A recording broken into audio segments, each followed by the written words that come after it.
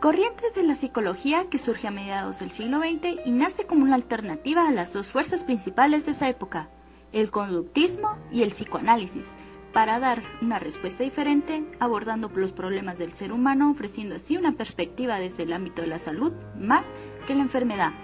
Estamos hablando de la psicología humanista. Su principal característica es considerar al ser humano como un todo, sabiendo que existen múltiples factores que intervienen en la salud mental.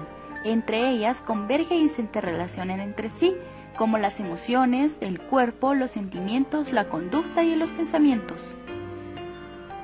Este enfoque ensalza la salud mental y todos los atributos positivos de la vida. Se considera a la persona como un ser individual al que es preciso atender de forma multidimensional y personalizada. Las raíces de la psicología humanista se encuentran en la corriente filosófica del existencialismo europeo, tomando como referencia a los siguientes autores.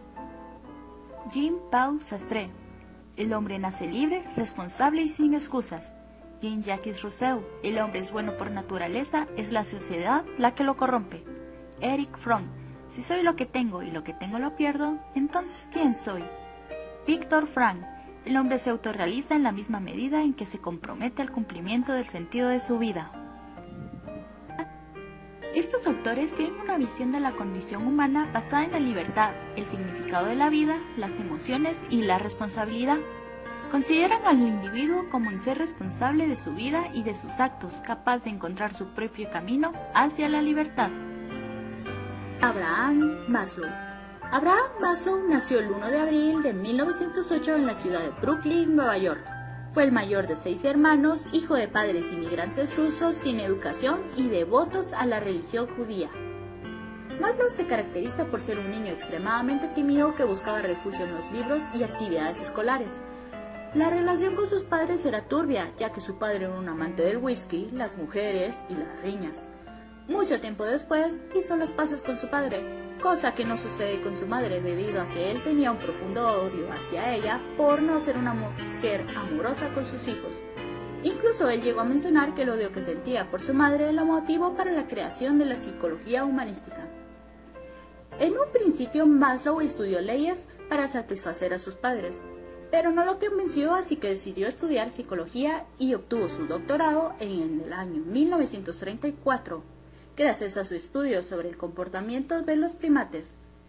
Trabajó como profesor de la psicología en la Universidad de Nueva York y en la Universidad de Brandeis, y fue uno de los principales fundadores de la psicología humanista. Junto con Carl Rogers contribuyó a establecer esa doctrina denominada como la tercera fuerza, en contraposición a las corrientes principales de esa época, que son el psicoanálisis y el conductismo. Principales aportaciones a la psicología. La jerarquía de necesidades o la pirámide de Maslow es una teoría psicológica desarrollada en el año de 1943 en la que se basa en la motivación humana. En él se formula una jerarquía de necesidades humanas, que se organizan de manera que solo cuando satisfacemos una de menor rango podemos enfocar nuestra atención al cumplimiento de una de mayor nivel. Esta se divide en 5 niveles, las cuales son: en el quinto nivel tenemos la necesidad fisiológica. Estas son de origen biológico y refieren a la supervivencia del hombre, considerando necesidades básicas que incluyen cosas como necesidad de respirar, de beber agua, de dormir, de comer, del sexo y de refugio. En el cuarto nivel tenemos la necesidad de seguridad. Cuando las necesidades fisiológicas están en gran parte satisfechas, surge un segundo escalón. Esta se orienta a la seguridad personal, al orden, a la estabilidad y a la protección. Aquí se encuentran cosas como seguridad física, de empleo, de ingresos y recursos, familiar, de salud y en contra del crimen de la propiedad personal. Después está el tercer nivel, que es la necesidad de amor, afecto y pertenencia. Cuando las necesidades anteriores están mediamente satisfechas, la siguiente clase de necesidades contiene el amor, el afecto y la pertenencia o afiliación a un cierto grupo social que busca superar los sentimientos de soledad y de alienación. Estas necesidades se presentan continuamente en la vida diaria, cuando el ser humano muestra deseos de casarse o de tener una familia, de ser parte de una comunidad o ser miembro de una iglesia o un club social. El segundo nivel es la necesidad de estima. Cuando las tres primeras necesidades anteriores están mediamente satisfechas, surge la necesidad de estima, que refiere a la autoestima, al reconocimiento hacia la persona, el logro particular y el respeto hacia los demás. Al satisfacer estas necesidades, las personas tienden a sentirse seguras de sí mismas y valiosas dentro de una sociedad. Cuando estas necesidades no son satisfechas, las personas se sienten inferiores y sin valor. Maslow propuso dos necesidades de estima: un inferior que incluye el respeto de los demás, la necesidad de estatus, la fama, la gloria, el reconocimiento, la atención, la reputación y la dignidad. La otra es superior, que determina la necesidad de respeto de sí mismo, incluyendo sentimientos como confianza, competencia, logro, maestría, independencia y libertad. Como primer nivel tenemos la necesidad de autorrealización. Son las más elevadas, encontrándose en la cima de la jerarquía. Responde a la necesidad de una persona para hacer y hacer lo que la persona nació para hacer. Es decir, es el cumplimiento del potencial personal a través de una actividad específica. De esta forma, una persona que esté inspirada para la música debe hacer música, y un artista debe de pintar, y un poeta debe de escribir. Asimismo, Maslow también definió la motivación, las cuales son motivación por deficiencia, motivación del ser y percepción del ser. Si la persona se desempeña en un nivel distinto de la autorrealización, se dice que su motivación es deficiente. En la motivación del ser tiene que ver con la adopción de valores existenciales más elevados, y la percepción del ser no implica la búsqueda de elementos específicos en el entorno, por lo que el individuo interactúa con el mundo mediante la percepción. También define la autorrealización como alcanzar todo nuestro potencial humano.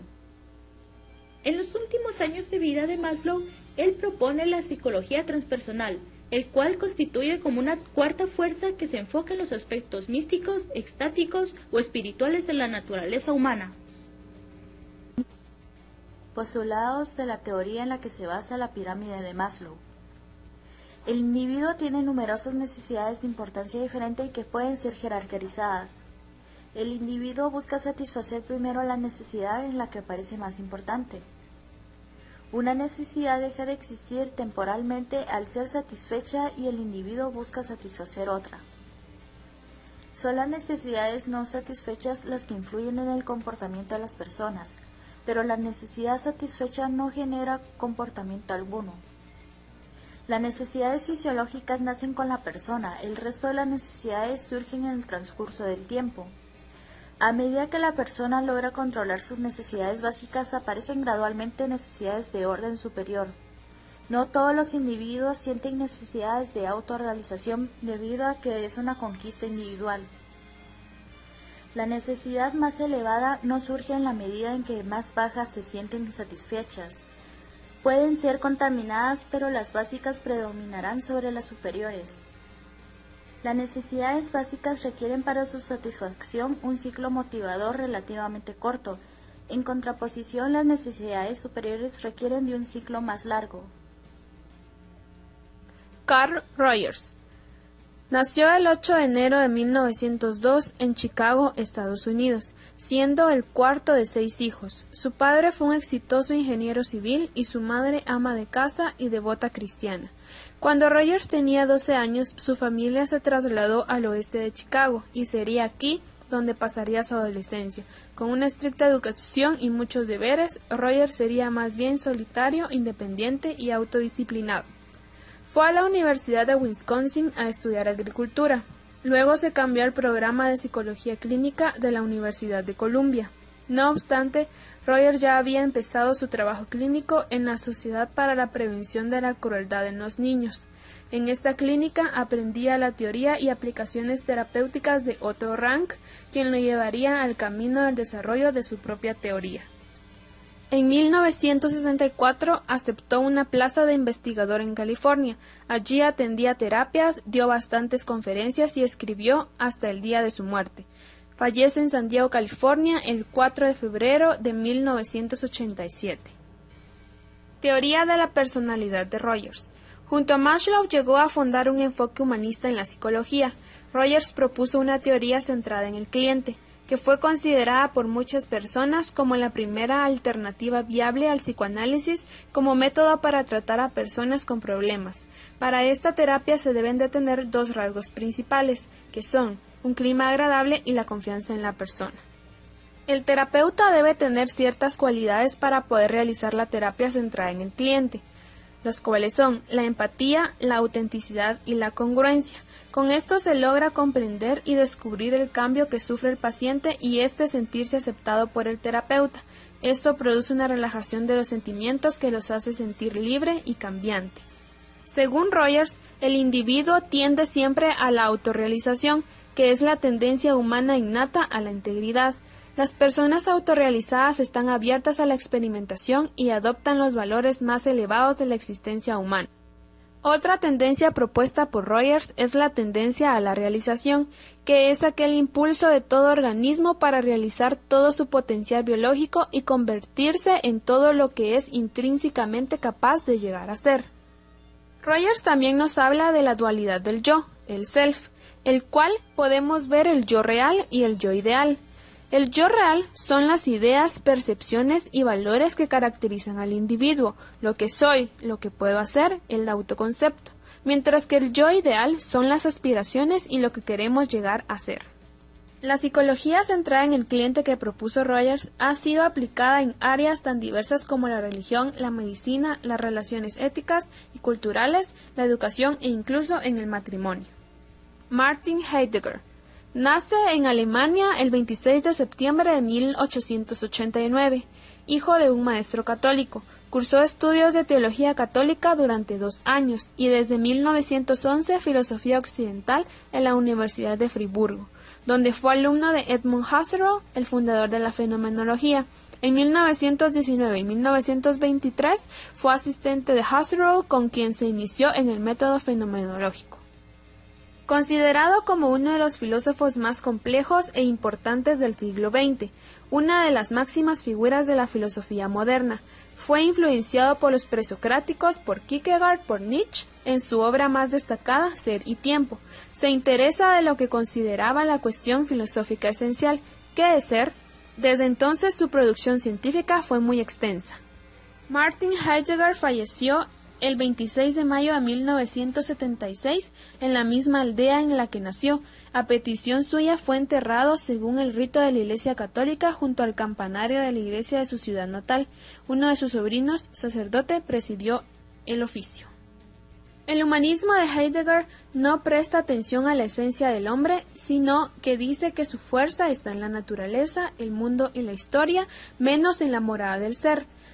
Sin embargo, todo humanismo se basa en una metafísica, excepto cuando se convierte él mismo en el fundamento de tal metafísica.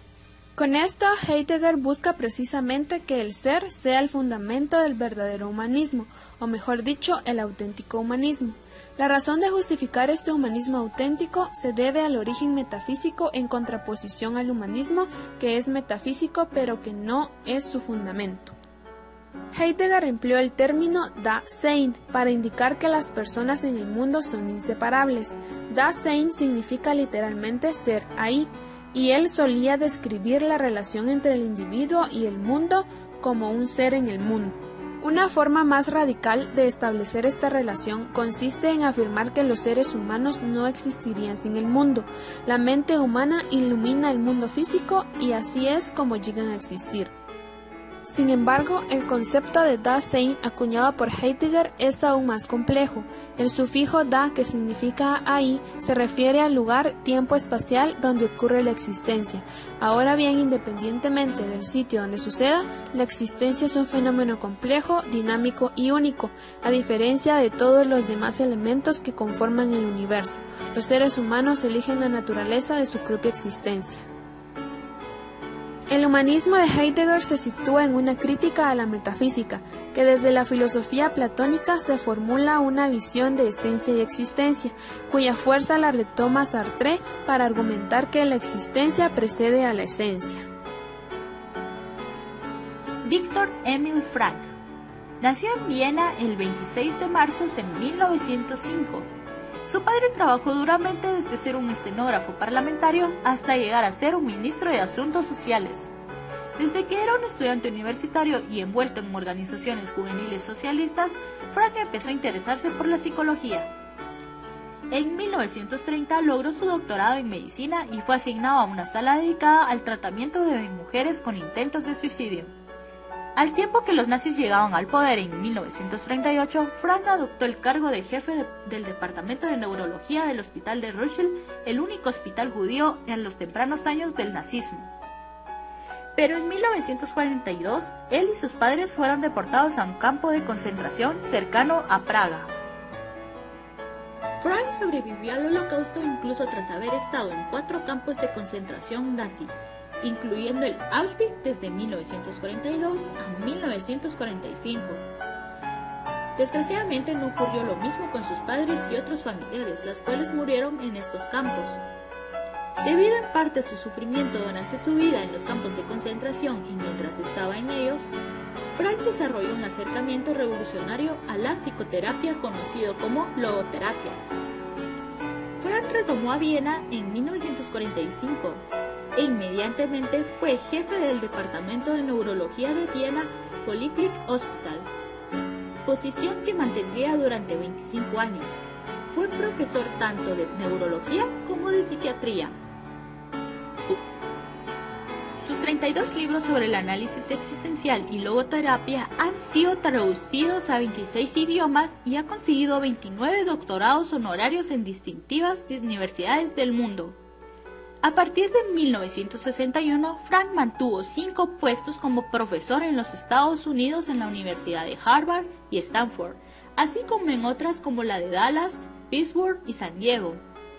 Ganó el premio Oscar Pfister de la Sociedad Americana de Psiquiatría, así como otras distinciones de diferentes países europeos.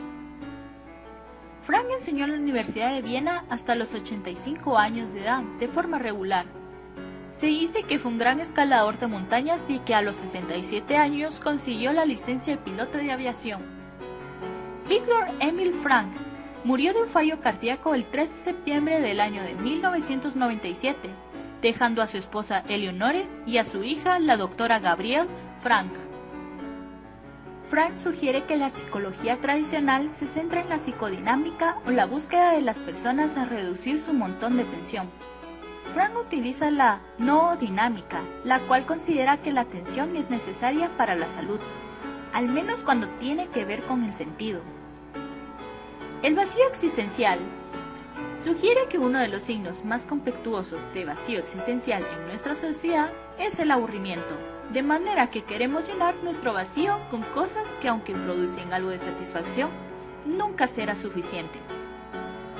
Postulados principales.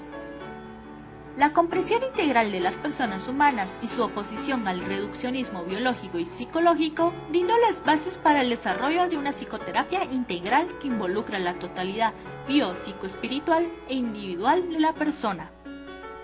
El sufrimiento como una capacidad humana y no como un síntoma patológico diferenciado entre el sufrimiento evitable, neurótico, y sufrimiento inevitable, impuesto por el destino. Homo patiens, hombre doliente. La voluntad del sentido puede ser relacionada con la ley de organización perceptual de la psicología de la Gestalt. La voluntad de percibir, de adjuntar sentido al ambiente, de interpretar, de organizar y los estímulos para construir totalidades llenas de sentido. Métodos de interpretación según Viktor Frankl. Valores experimentales. Vivenciar algo o alguien que valoramos aquí se podría incluir en las experiencias pico de Maslow y las experiencias estéticas. Valores actitudinales. Estos incluyen tales actitudes como la compasión, la valentía y un buen sentido del humor. Valores creativos. Llevar a cabo un acto. Esta sería la idea existencial tradicional de promoverse a sí mismo con sentido al llevar a cabo los propios proyectos o, mejor dicho, a comprenderse con el proyecto de su vida. Su terapia se denomina logoterapia, de la palabra griega logos, que significa estudio, palabra, espíritu, Dios, significado y sentido, siendo esta última la aceptación que Frank tomó, aunque bien es cierto que las demás no se apartan mucho de este sentido. Cuando comparamos a Frank con Freud y Adler, podemos decir que los postulados esenciales de Freud, que éste consideraba que la pulsión del placer era la raíz de toda motivación humana, o de Adler, la cual proponía la voluntad de poder, y por último, Frank, que en contraste se inclinó por la voluntad de sentido. Erich Fromm. Erich Fromm nació en Frankfurt, Alemania, en 1900. Su padre era un hombre de negocios y, según Erich, más bien colérico y con bastantes cambios de humor. Su madre estaba deprimida con frecuencia. En otras palabras, su infancia no fue muy feliz que digamos. Como Jung, Erich provenía de una familia muy religiosa, en este caso de judíos ortodoxos. Él mismo se denominó más tarde un místico ateo. En su biografía, Más allá de las cadenas de la ilusión, Fromm habla de dos eventos acontecidos en su adolescencia temprana que le condujeron hacia el camino de la psicología. El primero tiene que ver con un amigo de la familia. Tendría ella más o menos como 25 años. Era hermosa, atractiva y además pintora, la primera pintora que conocí. Recuerdo haber escuchado que había estado comprometida, pero luego de un tiempo había roto su compromiso. Recuerdo que casi siempre estaba acompañada de su padre viudo. A él lo recuerdo como un hombre insípido, viejo y nada atractivo. Algo así, quizás porque mi juicio estaba basado de alguna manera en los celos. Entonces un día oí la tremenda noticia. Su padre había muerto, e inmediatamente después ella se había suicidado, dejando un testamento que estipulaba que su deseo era ser enterrada al lado de su padre. Página 4 en inglés. Esta noticia sorprendió al joven Erich, en ese momento con 12 años, y se lanzó a la pregunta que muchos de nosotros nos haríamos: ¿por qué? Más tarde encontraría algunas respuestas, parcialmente, como admitió, en Freud. El segundo evento fue incluso más fuerte, la Primera Guerra Mundial. A la tierna edad de 14 años pudo darse cuenta de hasta dónde podía llegar el nacionalismo. A su alrededor se repetían los mensajes: nosotros, los alemanes, somos grandes, ellos, los ingleses y aliados, son mercenarios baratos. El odio, la histeria de la guerra le asustó como debía pasar. Por tanto, se encontró nuevamente queriendo comprender algo irracional y halló algunas respuestas, esta vez en los escritos de Karl Marx.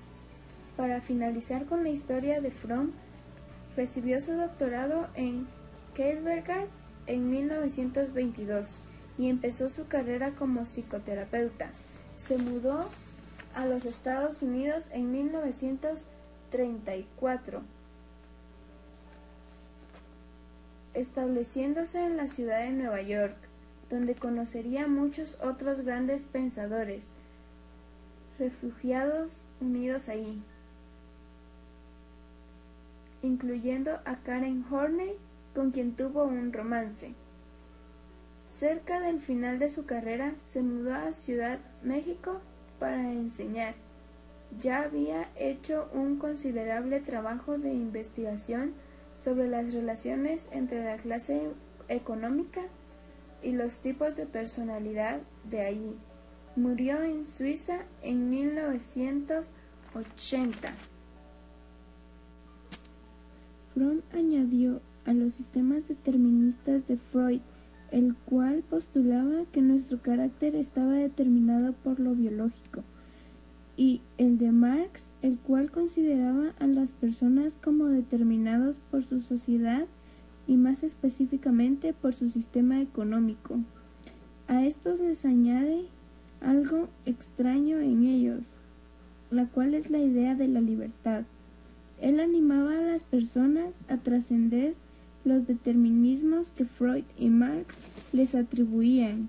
De hecho, Fromm hace de la libertad la característica central de la naturaleza humana.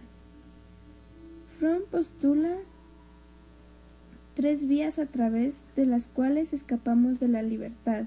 Estas son: autoritarismo. Buscamos evitar la libertad al fusionarnos con otros, volviéndonos parte del sistema autoritario como la sociedad de la Edad Media. Hay 2 formas de acercarse a esta postura. Una es someterse al poder de los otros, volviéndose pasivo y complaciente. La otra es convertirse uno mismo en un autoritario. De cualquiera de las 2 formas, escapamos de una identidad separada. Destructividad.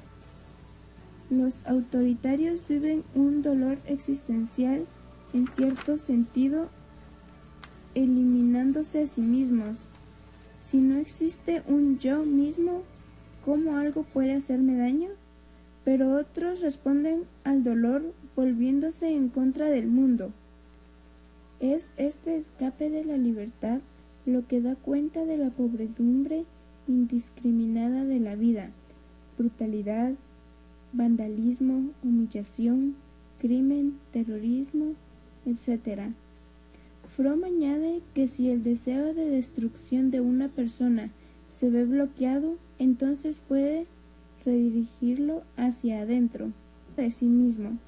De forma más obvia de autodestrucción es, por supuesto, el suicidio. Conformidad autómata. La persona que utiliza la conformidad autómata es como un camaleón social, asume el color de su ambiente, ya que se ve como el resto de los demás. Ya no tiene que sentirse solo. Desde luego no está solo, pero tampoco es él mismo. El conformismo autómata experimenta una división entre sus genuinos sentimientos y los disfraces que presenta al mundo, muy similar a la línea teórica de Horney. Fromm define 5 tipos de personalidad. Receptiva. Estas son personas que esperan conseguir lo que necesitan. Si no lo consiguen de forma inmediata, esperan. Creen que todas las cosas buenas y provisiones provienen del exterior de sí mismos. En su presentación extrema puede caracterizarse por adjetivos como sumisión y anhelante. De forma más moderada se presentan como adjetivos resignada y optimista. Explotadora. Estas personas esperan conseguir lo que desean a través de la explotación de otros. De hecho, las cosas tienen un mayor valor cuando sean tomadas de otros. En los extremos son sujetos agresivos, seductores y engreídos. Cuando están mezclados con cualidades más sanas, son asertivos, orgullosos y cautivadores. Acaparador. La persona que acumula tiende a mantener consigo esas cosas. Reprimen. Consideran al mundo como posesión y como potenciales posesiones. Incluso los amados son personas para poseer, mantener o comprar. En su forma pura, significa que eres terco, tacaño y poco imaginativo. En una forma menos extrema sería resolutivo, económico y práctico. De venta. Esta orientación espera vender.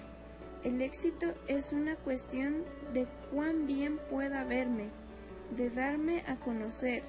Mi familia, mi trabajo, mi escuela, mis ropas, todo es un anuncio y debe estar perfecto. Incluso el amor es pensado como una transacción. Solo en esta orientación se piensa en el contrato matrimonial. Estamos de acuerdo en que tú me darás esto y lo otro y yo te daré esto y demás. Si uno de los dos falla en su acuerdo, el matrimonio se anulará o se evitará. Productiva. Existe, no obstante, una personalidad más sana, a la que Fromm ocasionalmente se refiere como la persona que no lleva máscara. Esta es la persona que, sin evitar su naturaleza social y biológica, no se aparta nunca de la libertad y la responsabilidad. Proviene de una familia que ama sin sobrepasar al sujeto, que prefiere las razones a las reglas y la libertad sobre la conformidad. Jean-Paul Sartre. Jean-Paul Charles Sartre nació en París el 21 de junio de 1905. Su padre murió cuando Sartre aún era un niño, por lo que fue criado por su madre y su abuelo, quien le introduciría desde muy joven en la literatura clásica. Estudió en París, donde conoció en 1929 a Simone de Beauvoir, con la que compartiría su vida y las ideas existencialistas que expuso en su trabajo El ser y la nada. Se doctoró en filosofía. Durante la década de 1940 y 1950, las ideas de Sartre eran muy populares y el existencialismo se expandió por Europa y Estados Unidos. A pesar de su fama mundial, Sartre mantuvo su vida sencilla, con pocas posesiones materiales y activamente comprometido a varias causas hasta el final de su vida.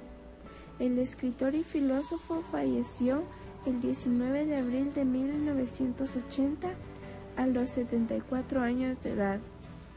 Algunas de sus obras son La náusea, El muro, La cámara, Erostrato, Intimidad, Los caminos de la libertad, La edad de la razón, El aplazamiento, La suerte está echada.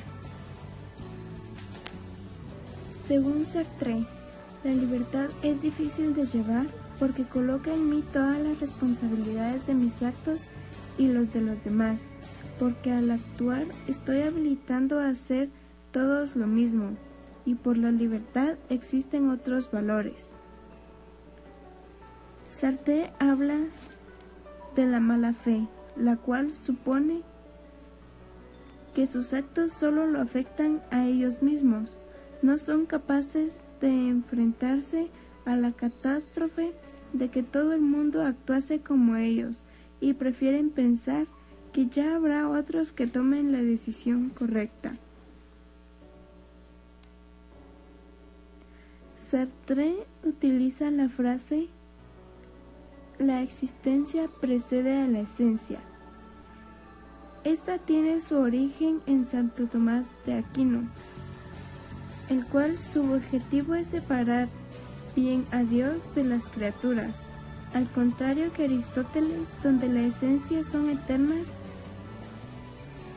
Tomás de Aquino, solo Dios coincide la esencia y la existencia, solo Dios es.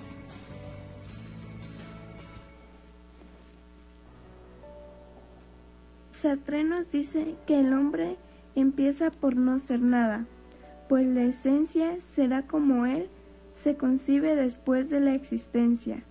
Así pues, el hombre no es otra cosa de lo que él se hace. Este sería el primer principio del existencialismo.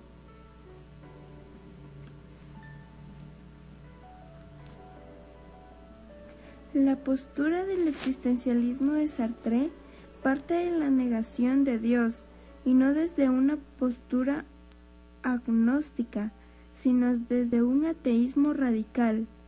Formulará una explicación de lo que debemos entender por existencia y de lo que la existencia significa en el caso de los seres humanos. Suprimido Dios, el esquema tradicional carece de sentido. No hay una esencia eterna a la que un ser supremo dota de existencia. La existencia de los seres humanos no se puede ya reducir a la realización de una esencia pensada por Dios. Los seres humanos están ahí. Existen como realidad que carece de una esencia predefinida. En ese estar ahí, lo que sea dependerá exclusivamente de su modo de existir. Dentro del terreno filosófico, Sartre distingue dos escuelas existencialistas, una corriente cristiana, la cual busca respuestas al nihilismo que supone la muerte de Dios en convulsas conversaciones al catolicismo típico de la primera mitad del siglo XX, y la otra es atea, la cual, por contrario, se mantiene fiel a la finitud del hombre. Actualmente podemos encontrar autores como Mihaly Csikszentmihalyi y Martin Seligman que tienen teorías basadas en el humanismo. Mihaly Csikszentmihalyi nació el 29 de septiembre de 1934. Es un psicólogo conocido mundialmente por sus investigaciones sobre la llamada psicología positiva. Obtuvo su licenciatura en 1960 y su doctorado en 1965, ambos en la Universidad de Chicago. El centro de interés fundamental de Mihaly es el pensamiento positivo y los aspectos que se derivan del mismo, la creatividad, el optimismo, la motivación intrínseca y la responsabilidad. Su libro titulado Fluir descubrió el concepto de estado de flujo y se convirtió en una obra de referencia y consulta para los estudios de la psicología positivista. Mihaly es autor de numerosos libros y de más de 120 artículos. Sus enseñanzas se emplean a menudo para estimular al individuo en sus labores cotidianas y ayudándole a alcanzar un mayor bienestar interior. Las relaciones entre las propias habilidades y el desafío de la tarea que puede conducir a un estado que Csikszentmihalyi llamó flujo, es un estado que podría llamarse también plenitud. Dicho concepto podría ser también definido como un estado en el que la persona se encuentra completamente absorta en una actividad para su propio placer y disfrute, durante la cual el tiempo vuela y las acciones, pensamientos y movimientos suceden unas a otras sin pausa. Todo el ser está envuelto en esta actividad y la persona utiliza sus destrezas y habilidades llevándolas hasta el extremo. La persona está en fluir, cuando se encuentra completamente absorbida por una actividad durante la cual pierde la noción del tiempo y experimenta una enorme satisfacción. La teoría del fluir es uno de los elementos clave de la gamificación. A la hora de gamificar un proyecto, resulta esencial tener en consideración ¿de qué sirve gamificar tu proyecto si al usuario le aburre el juego que le propones? Martin Seligman nació el 12 de agosto del año de 1942 en Albany, Estados Unidos.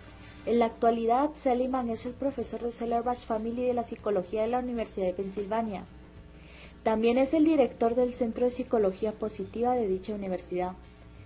Fue un psicólogo, educador y escritor norteamericano conocido por su teoría de la indefensión aprendida, la teoría del optimismo aprendido y por ser uno de los pioneros de la psicología positiva.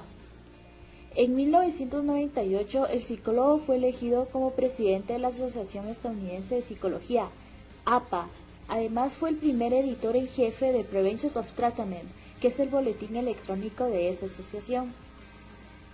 Hoy en día, a sus 72 años, no solo es uno de los psicólogos más influyentes de la era, sino que también es un reconocido escritor y autor con exitosos libros. Postulados y teoría de Seligman. El desarrollo y la mejora de cada uno de los factores de PERMA será de gran ayuda para incrementar nuestros niveles de satisfacción y motivación. Seligman propuso PERMA, la cual está conformado por P. Emociones positivas. Este elemento es el que más se asocia a la definición de felicidad que socialmente se maneja. Está referida a la mayor experimentación de emociones positivas que se vive durante el día. Una persona que declara ser feliz vive emociones como la alegría, la capacidad de amar, el optimismo, la esperanza. Además, es importante tener en cuenta que la relación se da de la siguiente manera. A medida que disminuyen las emociones negativas, la persona tendrá mayor bienestar y una mejor calidad de vida. Involucramiento. Este elemento se relaciona con la capacidad de adquirir compromisos en diferentes eventos cotidianos. Estos pueden ser placenteros o no. Además, está asociado al concepto reconocido en psicología positiva llamado flow, fluir. Cuando una persona fluye, realiza lo que le gusta, disfruta cada evento de la vida, identifica las propias fortalezas y después de distinguir dichas pasiones se dedica a ellas. El involucramiento es poner en parte de sí todo aquello que se hace. Relaciones positivas. Por el hecho de ser individuos sociales, comúnmente se establecen relaciones con otros. Cuando la interrelación es manejada de forma constructiva, esta favorece el nivel de bienestar. Cultivar relaciones positivas con otros permite sentir compañía, gratificación y a la vez son un antídoto, sobre todo en momentos adversos. Las relaciones positivas no solo nutren la vida social, sino que también la vida interior. Significado. El dar significado a los eventos o situaciones que se viven permite el conocimiento personal. Cuando éste pertenece o sirve a algo o a alguien más grande que uno mismo, permite experimentar el bienestar. El significado de propósito e incentivos a la vida nutre las relaciones intra- e interpersonales. Logro.